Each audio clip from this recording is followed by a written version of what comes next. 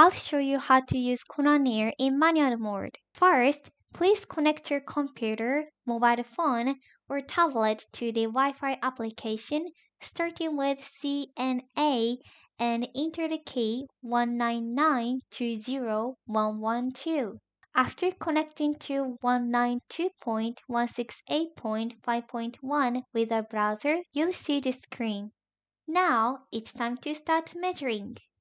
Make sure your device is active and it's connected to 192.168.5.1.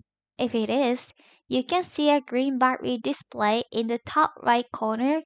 If it's not, you'll see a gray Wi-Fi logo behind a question mark.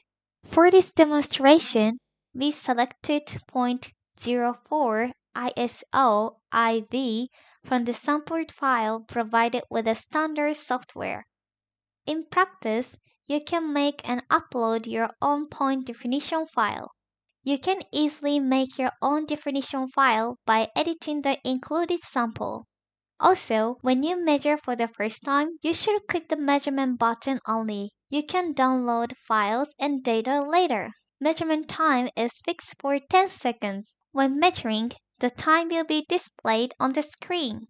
After measuring, the result is displayed. Next, go to the setting in the top left corner and select Graph. When you click the bottom right button, you can choose graph types. When you click the right or left arrow key, you can see a panning time lapse.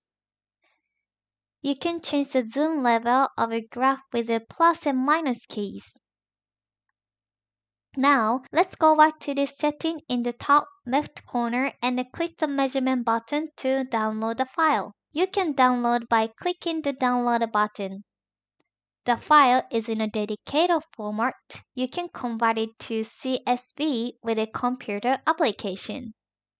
conanair pulls off automatically if there is no Wi-Fi connection for 2 minutes, or you can turn it off manually. Now, let's get started. Thanks for watching.